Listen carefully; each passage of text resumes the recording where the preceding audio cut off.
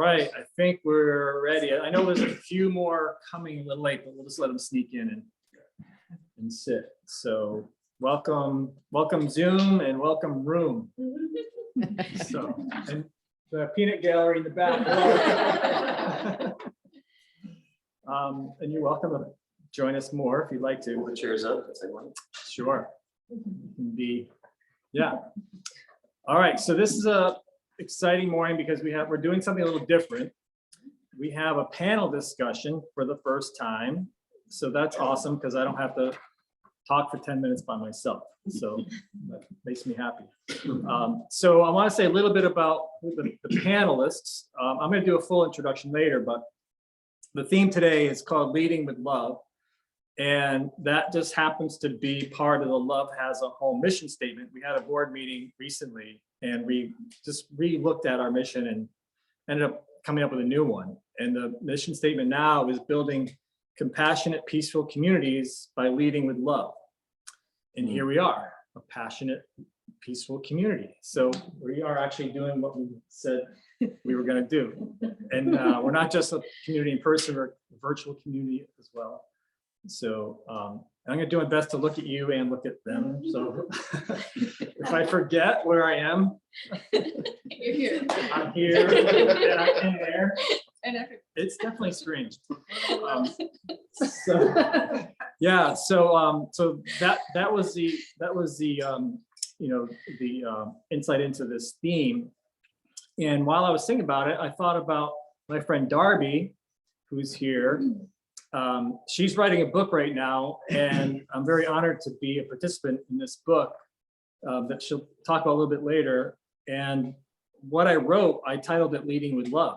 So I was like, oh my God, Darby should be in on this. And Darby is very active in the conscious business space, which is about businesses leading with love. So I thought this would be great to get that perspective. So that's going to be really cool. And a little bit about Love as a Home, for those of you who don't know, it's a nonprofit. I started it about almost 4 years ago, I guess.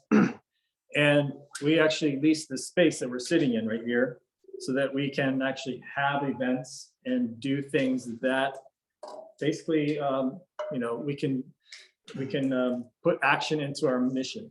So we can lead with love by putting on events and hosting events that are based in love. So that's what we're really all about. Okay, so as we usually do, just to get us all grounded in the space together, just do a brief meditation just to set the vibe. So if you could just get yourselves comfortable right now, wherever you are, and just tune into your surroundings, tune into your bodies, tune into your feet. You can allow your eyes to gently float closed if you like. And just feel the aliveness in your feet. Without moving them, sense that they're there. Feel that aliveness. And feel the connection to the earth, to the ground, to the floor. Feel the energy coming up into your feet. Connect with that for a minute.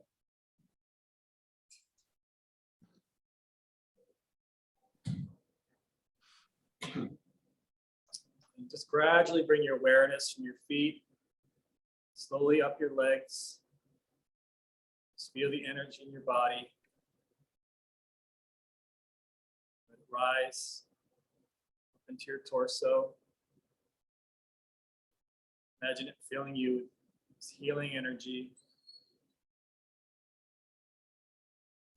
You want to give it a color, a light. That. Feel it up into your shoulders, neck,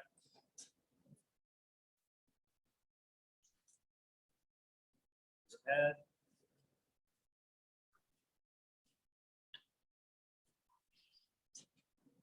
feel it in your arms,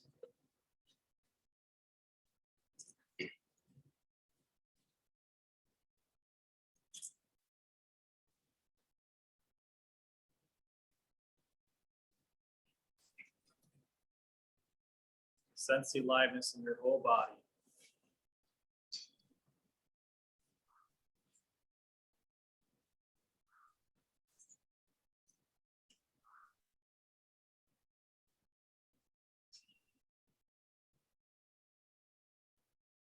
Helps just focus on your breathing for a moment. Focus on the in breath, the out breath.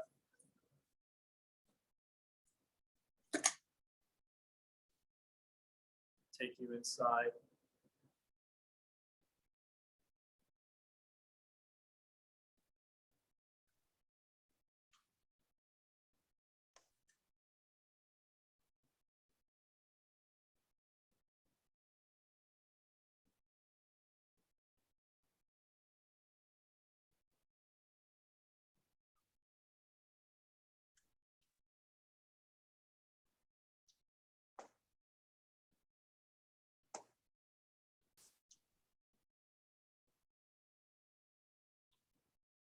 When you're ready, just come back into the space you're in.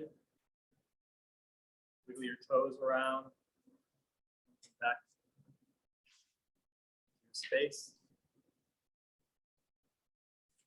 And I want to start us off with a peace prayer. This was written by, hello to those who came in while my eyes were closed. It's nice to see you. This is a prayer that was written by, the name is Lao Tzu. It means wise old man. So I don't know what his real name was, but we just call him Lao Tzu. And he's the founder of the Chinese, I hate to call it a religion, but the Chinese spiritual practice called Taoism. And it says, if there is to be peace in the world, there must be peace in the nations. If there is to be peace in the nations, there must be peace in the cities. If there is to be peace in the cities, there must be peace between neighbors. If there is to be peace between neighbors, there must be peace in the home. If there is to be peace in the home, there must be peace in the heart. And this part I added. If there is to be peace in the heart, there must be love. Only through love will we find peace. So, good morning. That's okay. We're happy to have you here. And now I'm going to turn it over to Dean.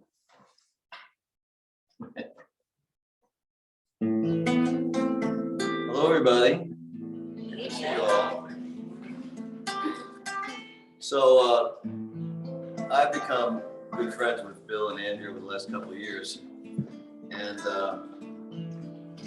this song kind of came out of our friendship and the music series that we do here that begins the last Sunday of this month, next month, not this month, the end of April. It's a song that's called, guess what? Love Has a Home Here. And my band is called the Bluesy Land Band, so the stuff tends to have a little bit of a bluesy feel as opposed to like a worship or spiritual kind of thing, but it works.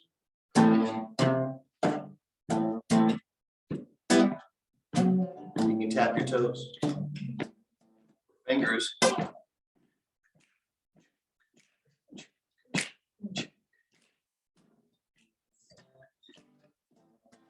Love has a home here on this hallowed ground. Open up your heart, that's where to start to get along. Love has a home here, I'll say it again. I'm just like you, I'm making it through. Let's all try to be friends. We all need to get along, and sometimes it's hard to turn off the world that's pulling us apart. Love has a home here, right here in this town. Open Open up your mind and you will find love is all around. We got different points of view and it's plain to see. So come in, sit down, and just talk with me, because love has a home. Take a good look around. It's up in the trees, it's blowing in the breeze, it's growing up through the ground. Love has a home here. It's in the air. It's in the sticks and stones. It's deep in your bones. It's everywhere. Love has a home here. Love has a home here. Love has a home here.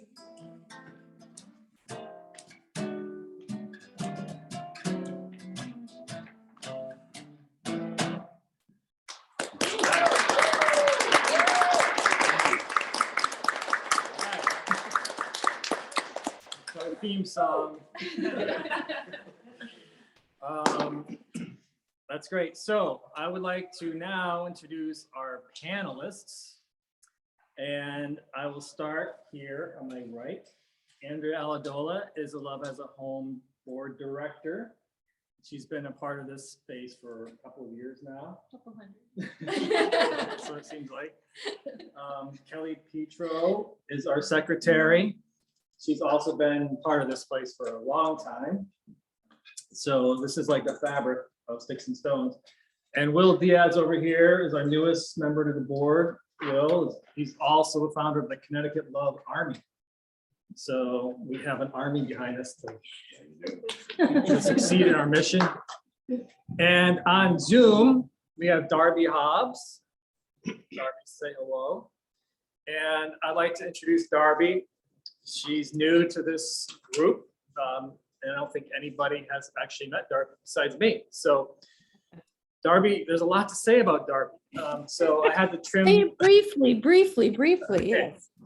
So I met Darby in Boston quite a few years ago. She started the Conscious Capitalism chapter in Boston. It was a huge meeting. It's really impressive. So Darby's passion, she's a change maker. And one of the things she's changing is how businesses can be more conscious.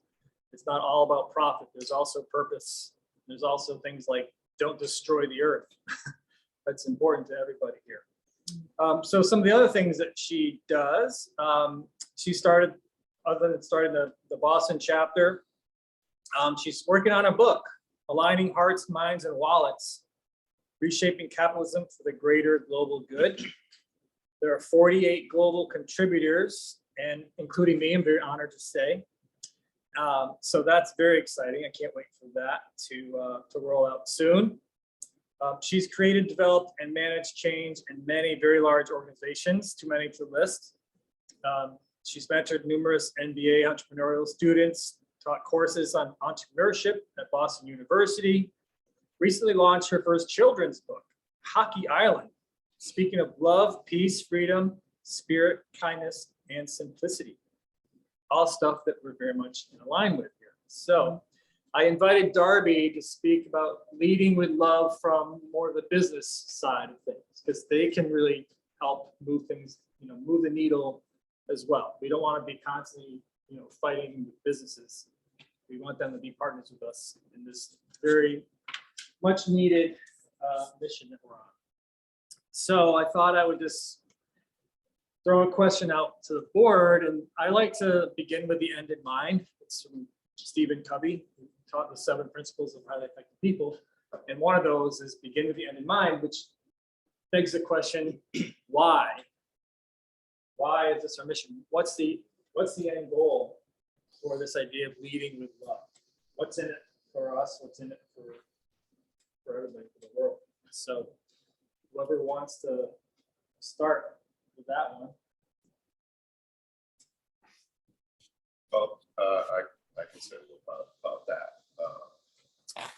Try to make sure you're projecting too, because the speaker's way over here. Gotcha. So leading with love.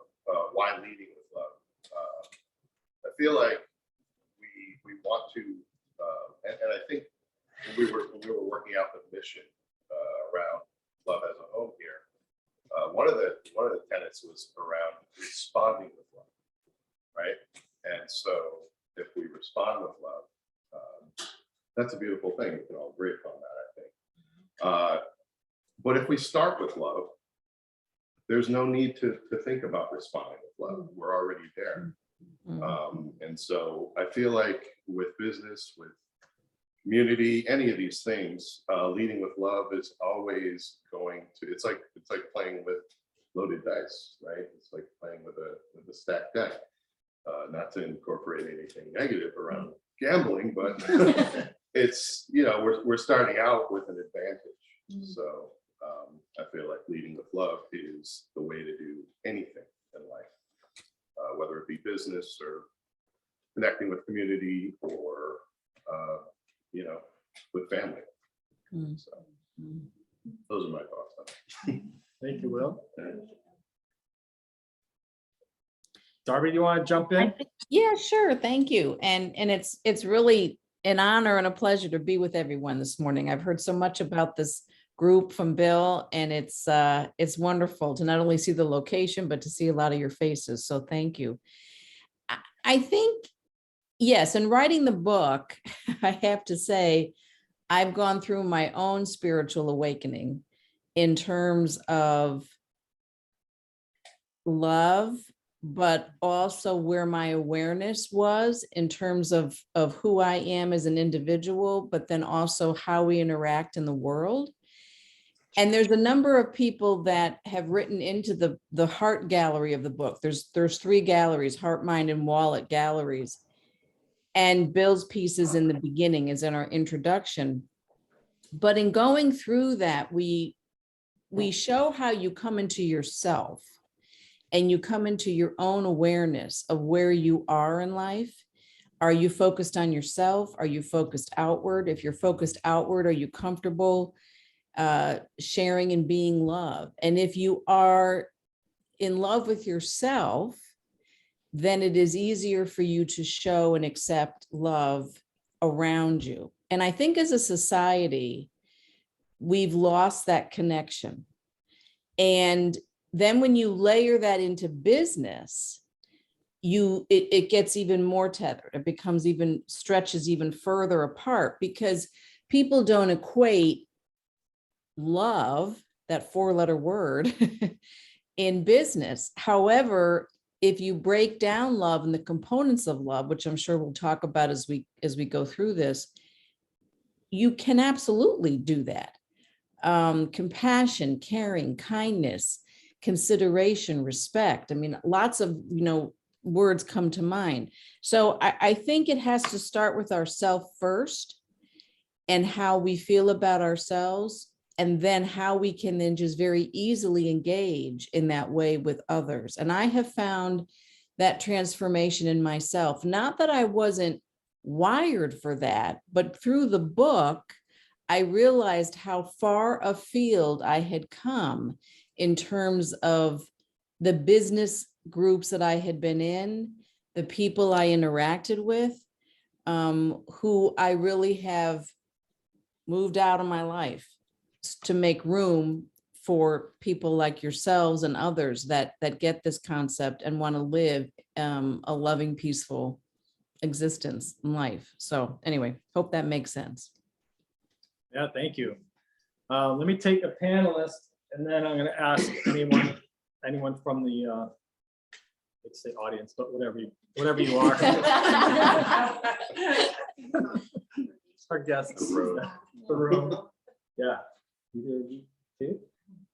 I'd love to, I love what you brought up, Darby, because when I was thinking about today and I was thinking about, giving love and what do we really want to talk about, it's come up for me personally in meditation over the last few days. And I realized that in order, we want to spread love around the world. We want to spread love to our community, to each other. And I started to think, well, who is hard in my life to love? I was thinking about individuals that I had difficulty with in my life. And as I went further in and thought about, wanting to give love to those individuals, what it brought me to kind of relates to what Darby was sharing, is like, well, how can I give love to other individuals? Where am I really not showing compassion and love to myself?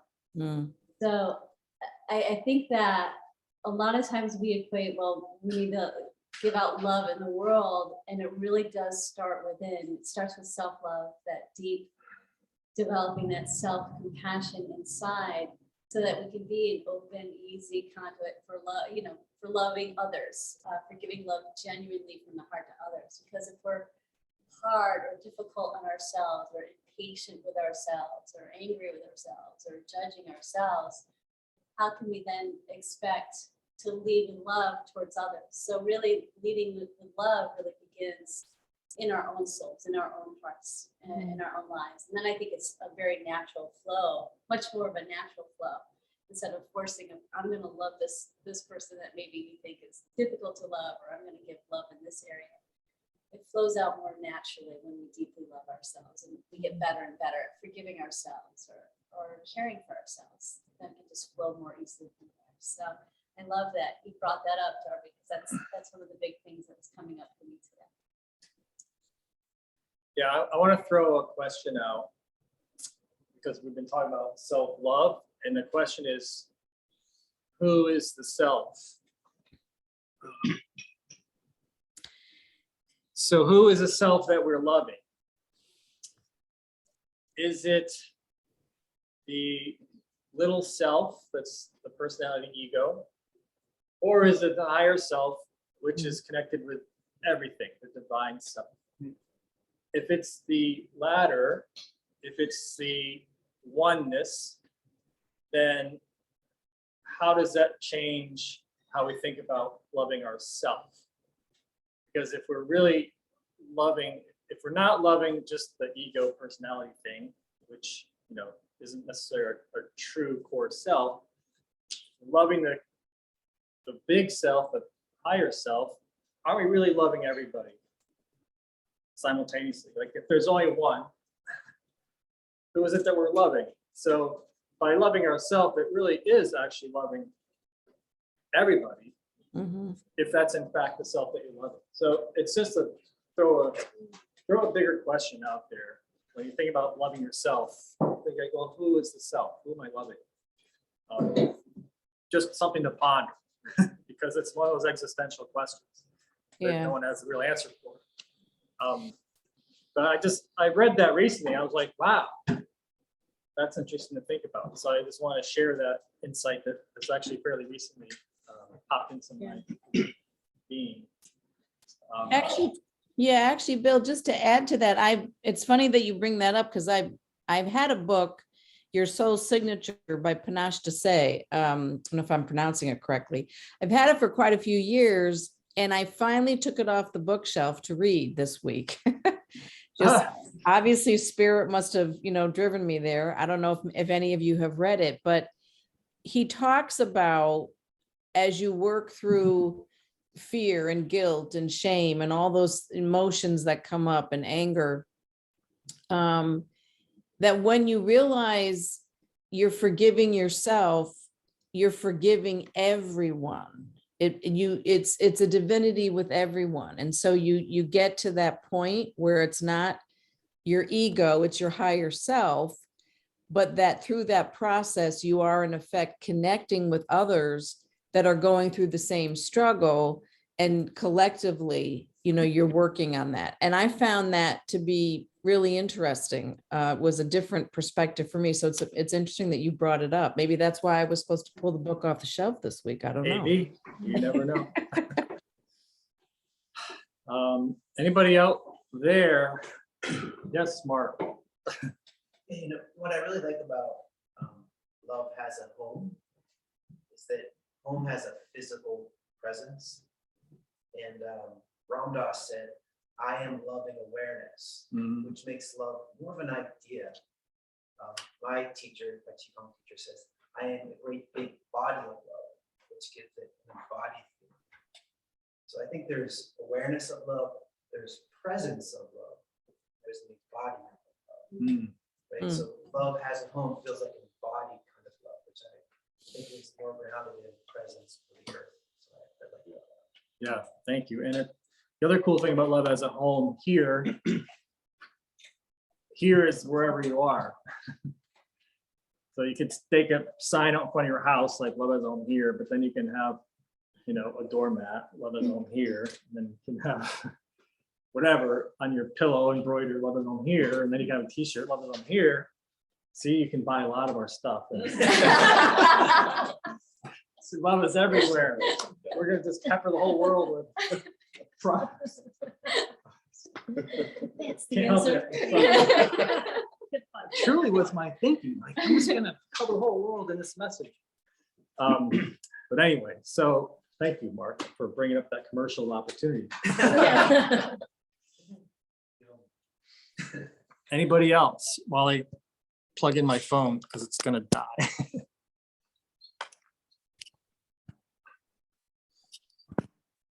I'll add to it, Bill. I think, you know, for me, I often live in my head. So for me, it's easy. The way I kind of keep that message of love front and center is through the view of the higher self, right? And so it's kind of my way to keep compassion at the forefront, right? So if I'm walking through life and I stumble upon a challenge, a tricky situation, or an individual maybe that triggers me, is to kind of keep this perspective of, instead of getting pulled into the lower vibration, the trigger, is to keep the perspective of, this is really interesting, you know, and to be curious about what's happening, why it's happening, why it's showing up for me.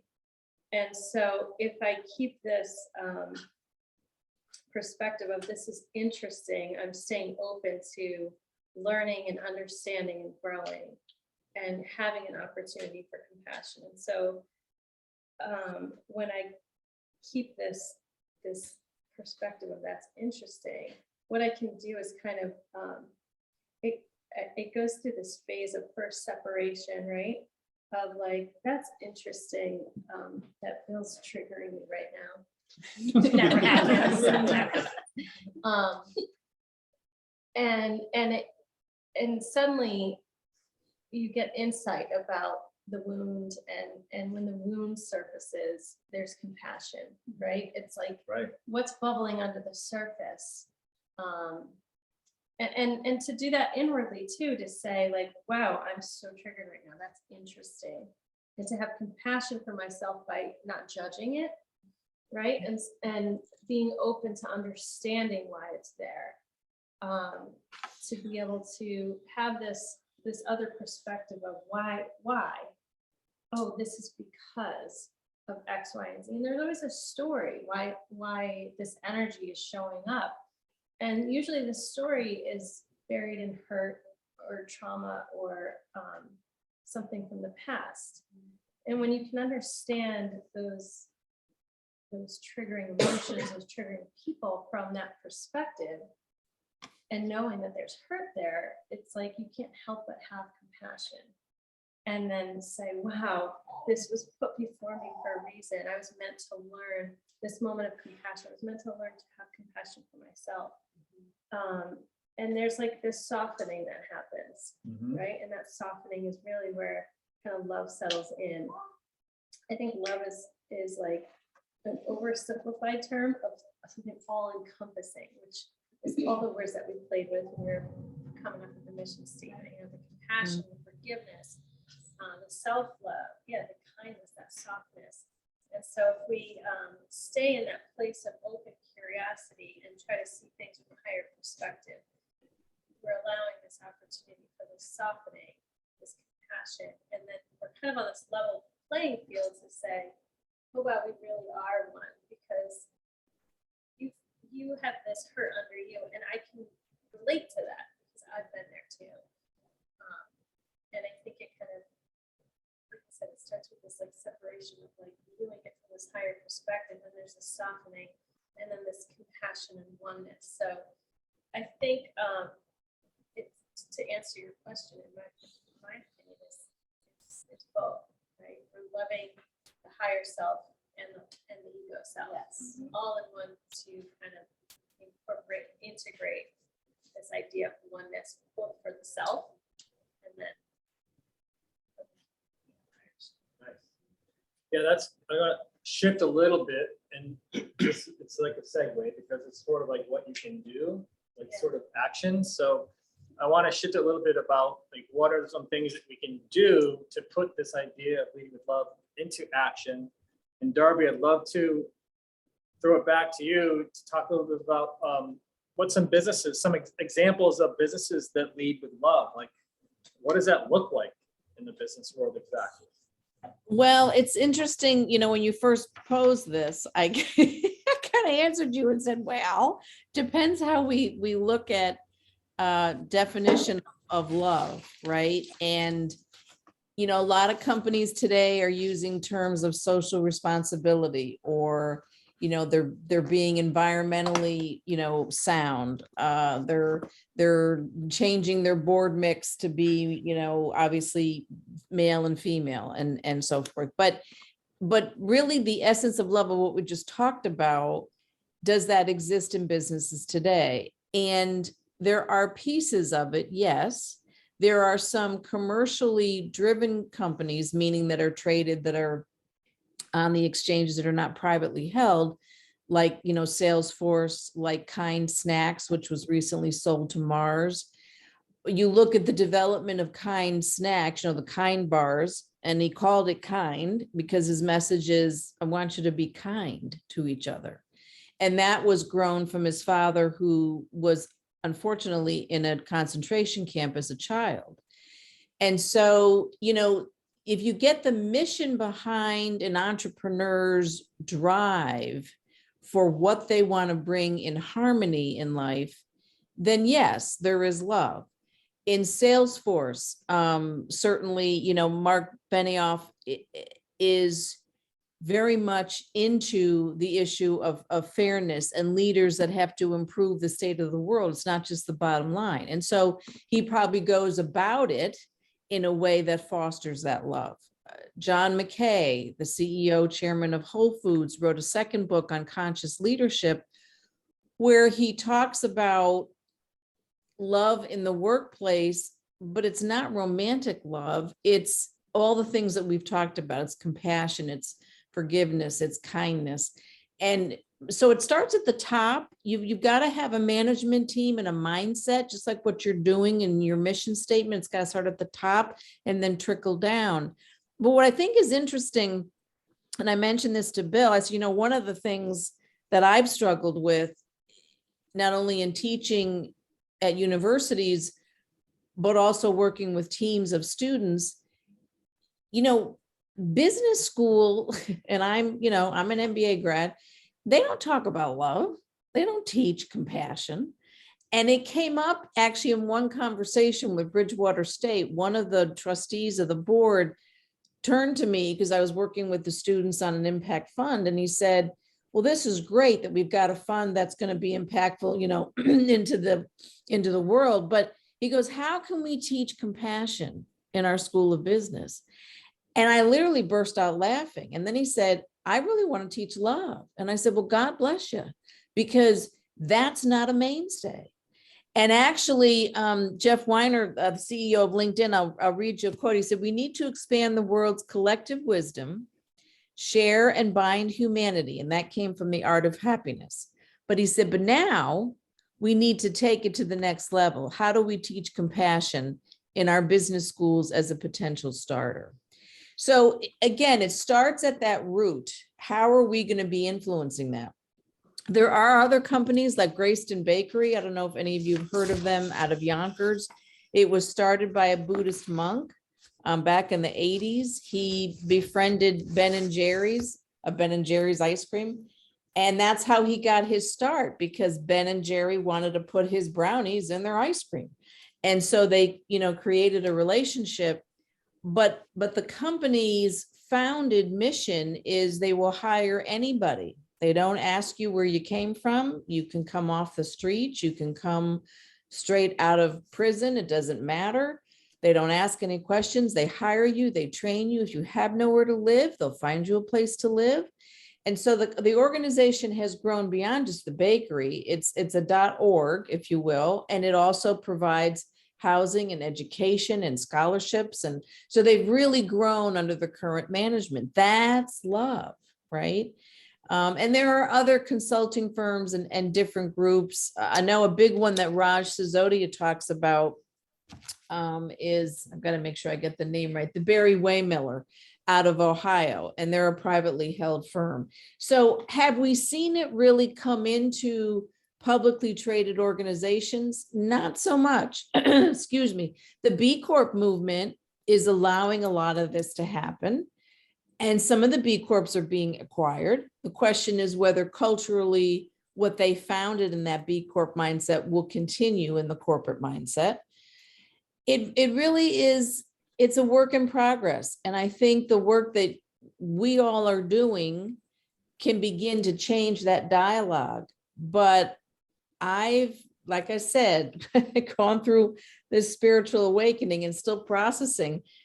I think back on a lot of conversations I've had in business, and they were very, very difficult. And many times, oftentimes, protecting teams was to show love, and that was not supported, So there are examples, I guess, to answer your question, but it also has to start at the B school level. And before that, I think this has to be something we teach in the younger grades and all throughout, which is why, I kind of went down the children's book route, but that's a whole other story. Yeah, I guess if you think about it, companies are made up of people. Right. And, if we just think about it one person at a time and they work their way into the companies, then maybe we have a chance. Right. Well, I mean, the CEO of LinkedIn that I quoted, Jeff Weiner, said he read The Art of Happiness because his wife gave it to him. She said, you need to read this. I don't have time. And he did the typical kind of, whatever. And he did read it. And then that got his thinking further. And so I think, again, it's educating and reaching out and making that switch, flip, if you will. Yeah. Any other thoughts on leading with love and action? Will, you have any? Oh, Well, I just think, as everybody has said, it really begins in grounding yourself and your children. And actually, if you're having an awakening as an adult, it's going backwards and educating your siblings and your parents about this new way of being in the world. And, I think about this cat roaming the room, or, let's imagine we're walking through the grocery store and we're seeing people putting in all this GMO crap in their bodies, or they're on their cell phones, just, mindlessly checked out. And I think if we can be more conscious and more aware and walk in this space of love, both for ourselves, person next to us, people we don't know, buy fair trade, upcycle, buy local, support that grassroots movement. That's what it's going to take. And I think it's time that we've all lived through this COVID experience where we've had really a chance to awaken. In many ways, it's been a radical disruption of life. And I think many students, my daughter's in the room, have chosen a different path. And I think that, gone are the days where you have to go to college for 4 years and, make your way in the world with a, set of boxing gloves, because that's the way it's meant to be. I think it's all going to be a different experience. So that's how I try to live: the fair trade, the upcycled. I go to Goodwill, I go to Savers. I, do what I can. I'm certainly not perfect, but do an awful lot of self-care, and it takes a lot of time, but if I don't do it, nobody else is. So it's beautiful. Thank you. So I'd like to add to that. I think you bring up a really valid point. Is that really truly starts with us, and that sort of. Well, I'll talk about what brought me to start the Connecticut Love Army to begin with. It was like 2015, and there was just a lot of nastiness occurring. Social media was sort of like at the center of all of that. There was a lot of nasty name calling. It was around politics typically. And, I thought, how do I affect change in this environment? And I always talk about the sphere of influence and how the sphere of influence it starts here, right? And it grows out, right? And I always imagine it as this sort of like field of light that I have some sense of control over. And I started the Love Army because, and it has nothing to do with the military. So we hear Army and we think military, but really what is an army? An army is defined as a large group of people with a common cause, right? And so that was what I thought. And you don't build an army through indoctrination. You build an army by allowing each of those individuals to allow their sphere of influence to grow. And so the point of this thing wasn't to, I'm the head of the Love Army and I'm the general and I'm gonna tell everybody how to live their lives. It wasn't about that. It was about creating a collective opportunity for folks to just do good, right? A lot of charity groups like to keep a small circle of people who control all the output. This is the opposite of that. This is, I want you to create an event and put it on our page. All right. If my page doesn't, it's not dictated by me. It's dictated. It's allowed to be a collective space where people can put their ideas out there, create an event, and have an army of people to back them.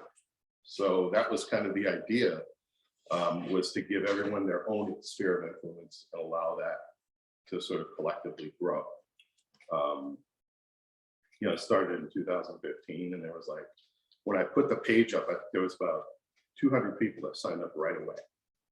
And I was like, oh, all I wanted to do is at that time, just create a little sanctuary where like no negative commentary would occur. It was about, put positivity out into the world, talking about good stuff. But when you have 200 people that jump on it right away, you feel like, all right, well, there's an opportunity here to kind of allow this to grow a little bit. And again, I didn't focus on indoctrination. I didn't focus on telling people what to do. My focus was around the collective, and I feel like that's kind of what we're doing here, right?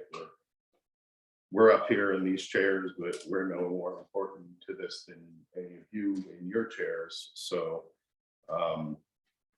and this is, and when Bill came to me about Love Has a Home here, it's like, well, yeah, we're all aligned here. So let's bring it all together.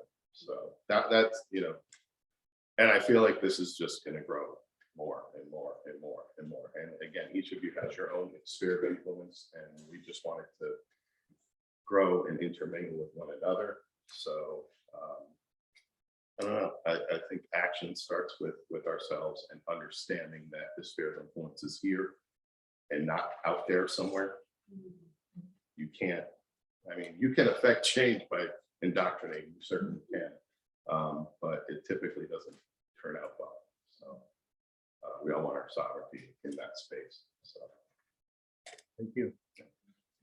Any Zoomers have a comment they want to toss in the space? Yeah, I'll speak. Hi, everybody. Hi. What a delightful discussion. Thank you, Dean, for inviting me and making sure I got here. He texted the Zoom link, and everybody else for your contributions. I own a small dental practice. I am a cosmetic dentist in New Haven, and I have about 7 employees. And somewhere during COVID, in trying to keep everybody safe and figuring out what business moves to make and how to improve change the quality of the air and the practice and all these things, I evolved into that I work for my team. My team doesn't work for me. I work for them.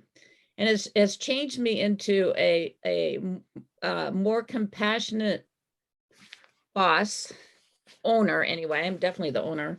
I listen better. I take different actions with them. I'm more generous. I raised their salaries 5 to 8% right when we were all back to work, because that was the right thing to do. So it's changed my mindset about being an owner, boss. And so that's an action that I took that I realized that I haven't shared a lot. I've just started sharing this with my other colleagues. Like, there's a way to change business if it's not like a hierarchy top down, but it's maybe even like this, like what you were just talking about, the gentleman who started the Love Army. Sorry, I forgot your name. So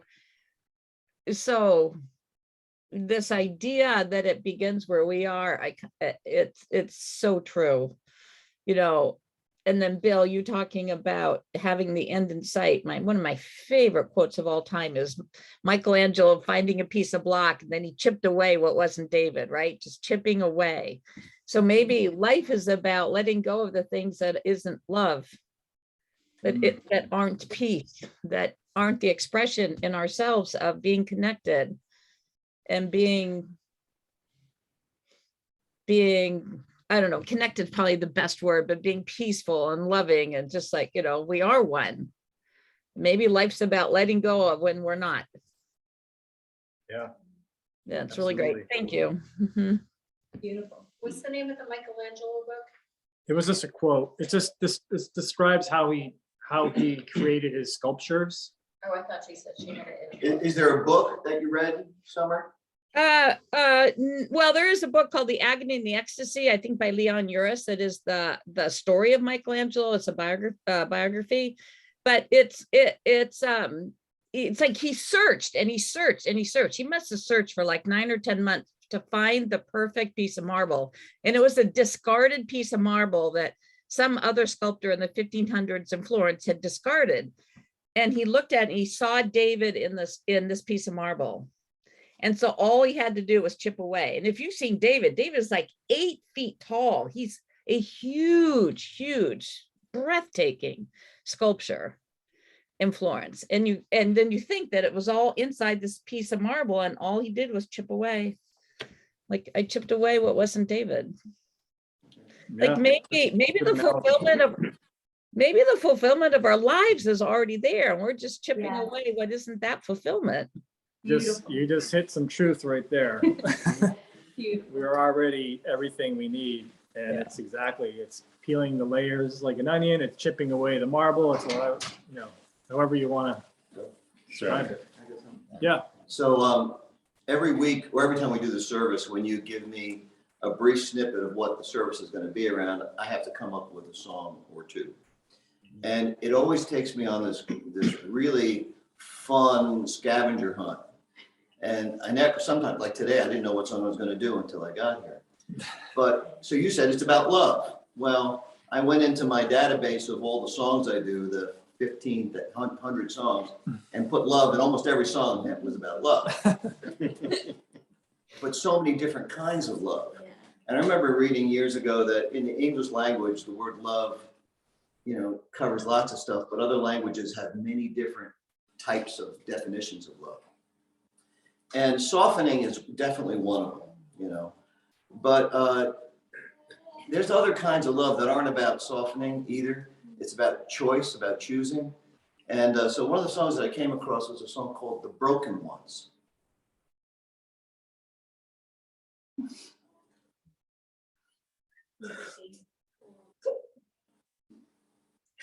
It's hard for me. I'm having trouble with my son. We're broken. And it's hard. It's hard to be loving when he's being broken. And it's not about softening, it's about choosing that no matter what, we're called to be loving to the unlovable, to the broken ones. And it's not easy. And so, not the softening, but the courage to stand up and say, I'm choosing love, choosing, no matter what. Not easy to do. And I remember Summer and I know each other through this program that started, it's called the ESP training many years ago. The fellow that founded it said something that changed me about the word judgment, right? That we all judge all the time. All the time. It's insidious. We choose what line in the grocery store we get in after we choose, well, I don't want to stand behind them, or they're going to take too long, or I don't like what they're wearing. And we don't even think about it. That we can't help but judge. And judgment isn't a bad thing. But to notice when we judge someone, it's when we choose to not love the broken ones. So that's my commitment to myself, is to remember, no matter what, to choose love. Well, thank you, Dean. And I'm sorry for. it's, No. we're gonna segue right into your song because it's that time. So now you can choose. Choose song. If I could just add a note, Yeah. I love what you just said, and God bless you. And I've gone through very similar things with my stepchildren, and just you're on the right track. And I love what you said, and it was very precious. Thank you. All right. No. Okay. My dad would say, tissue, I hardly even know you. Oh. There we go. So we decided this one would work. Love is but a song we sing, you know the words, and fear's the way we die. You can make the mountains rain, make the angels cry.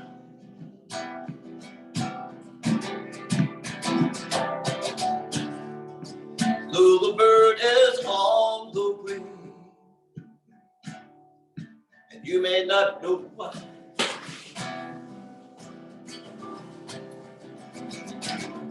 Come on, people now. Smile on your brother, everybody get together. Try to love one another right now.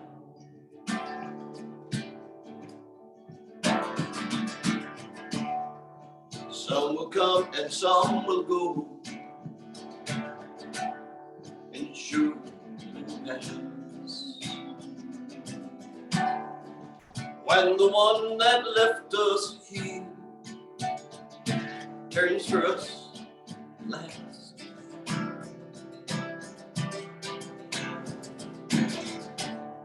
And we are a moment's sunlight fading in the grass. Come on, people now, smile on your brother, everybody get together, try to love one another.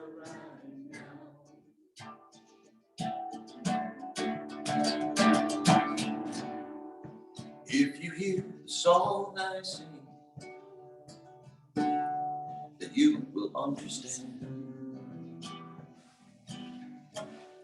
You hear the key of love and fear.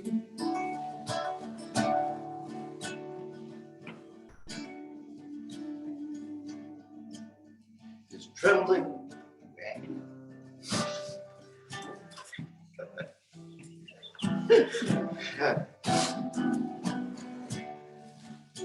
Just one key unlocks them both. It's there at your command. Choose it, right? That's right. Come on, people now. Smile on your brother. Everybody get together. Try to love one another right now. Everybody can do this one. Come on, people now. Smile on your brother. Everybody get together. Try to love one another right now. Right now.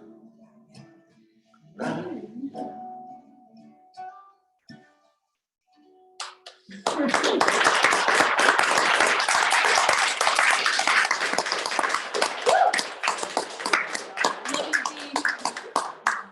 Thank you, Dean. But heartfelt rendition. Yeah. It's more than what Just I slightly. thought was gonna come. Yeah, that was beautiful. So we do have coffee that's not started yet. But we will. I'm just quick. So for the roomers, if you want to hang out for coffee time, whatever after, please do. Zoomers, sorry. You'll have to drive here. Any last minute? I just wanted to say, going along with Love in Action, we're doing it right now. It's so beautiful and so wonderful that each one of, like, this room is full. It's fantastic. And one of the things that I love that we want to do is continue to do events like this, continue to do our spiritual services, and continue to grow this community. Keep climbing the Yeah. wall. And so Reach for it. to share this with people that you know and love, and bring them along to the events that we have here and the services that we have here. Let's We pack will. this out. We will. Yeah, sticksandstonesfarm.com/events. Can I just tell a We'll do really, that. really We will quick do story? that. I got home from California last night. And as my husband and I are driving to the airport, we thought we had all this time in the world. And we didn't. And it was the first time I've ever been to the airport. We actually heard our names over the intercom, like, we're closing the doors. And it's like, oh. So we're running to the door, and then there's this other woman running to the door. And we get on the flight's completely packed. The 3 people's names that were called were all sitting in the same row. Okay. And so we get settled, and I find out the woman was supposed to take her flight the night before, but she missed her flight. So we ended up sitting next to each other, my husband and I, and we chatted for 3 hours. Wow. And we chatted about this. Mm. And we chatted about this because she brought it up first. Is she here? No. And we started talking, and I'm like, what did you used to do? Like small talk. We used to, I was in advertising. She's like, I'm not doing that. And I said, we're retired. She's kind of retired. And like, but my gut kept like pushing her. Like, so what do you want to do with yourself? And she looked at me. She was like, why are you asking me? But I knew in my heart. And she said, I really want to spread love. Yeah. And she said, I have a whole marketing plan written up what I want to do. And I want to get to like Biden. And she said, that's where I want to start. And she said, it's so hard. Or I want to get into schools, but it's so hard to get into schools when you've never been in the education before. So, and I said, you know what? That's awesome. I said, here is where it needs to start. Yes. And I said, I've taught meditation to children. I told her all about me, Will knows all about me, Kelly knows all about me, and how I want to spread love. The world has to start Yes. with those babies over there. And we followed and teach them it's okay to be judged, but people are judging you really wants the issues that we have. So it just fascinated me to talk to this woman for 3 hours. And when we were leaving the airport, I ended up talking to her more when we were waiting for the flight. playing. It was just amazing. She said, and I added her to Connecticut Love Army. She said, I want to come out and learn this. And I thought, wait, I just made this work. It must be the exact same thing that we're doing here. Hmm. The whole time you were talking, I was like, I have to tell the story. Because I think it's just so amazing how it's okay to connect with whoever. And I think that the universe is Yes. us together. Yes. Nice chat. We're the odd three people. Sitting in the same house. Thank you. Let me just close us out formally so that anyone who needs to leave at whatever, not 11 anymore, but so I do want to close this out with just a brief prayer. So this is to the God of each of our understanding. We thank you for this opportunity to gather in peace, compassion, and community. Help us find the strength and courage to put our words into action and to truly lead with love in all that we do. In loving gratitude, amen. Amen. So thank you so much for supporting this service and this mission to spread love into the world, because I know you're going to leave here with lots of love in your heart. Thank you, Zoomers. Darby, thank you. Thank you. Bye, everybody. If you've got a couple of minutes, I do want to share something that is in the book, and I think it embodies a lot of what we talked about. So if I could just take a minute, if everybody's okay with that. Sure, whoever is gonna hang around. I want to share what we talk about, color the world in love, which is a lot of what we talked about today. And what I wrote is, I believe love shows our true intentions, which allows for full consciousness, mindfulness, and unbridled expression. No barriers or false pretensions or innuendos. It is direct from the source that fuels our soul, our intent for being here, and why we are all interconnected. We have a wonderful opportunity to understand our part in relation to the rest of humanity. Understanding this, we develop the true colors of our intentions, which are the expressions of our love. May we color the world in love. So I just think each of us expressed elements of that. And it actually is really cool, because this was something I wrote, and here you're bringing it all to life. So it's wonderful. There you go. Thank you so much. Thank you. Thanks, Darby. Thank you, Darby. Yeah, thank you. And as usual, I forgot to talk about how you can help us support us by making a donation to help us keep this space going and doing these events. It's donation only. Most of the things we do is donation based. There's a bucket over there for those of you in the room. We have a PayPal, Love Has a Home Here, and also Venmo, Love Has a Home Here. And you can find us on both of those that way. And we'd just appreciate any help to keep doing this stuff. And that's it. Thank you. And we'll have coffee and tea. Thank you. Thank you. Thanks very much. Bye. Lovely to meet you all. Bye-bye. Okay, bye. Bye-bye. Bye.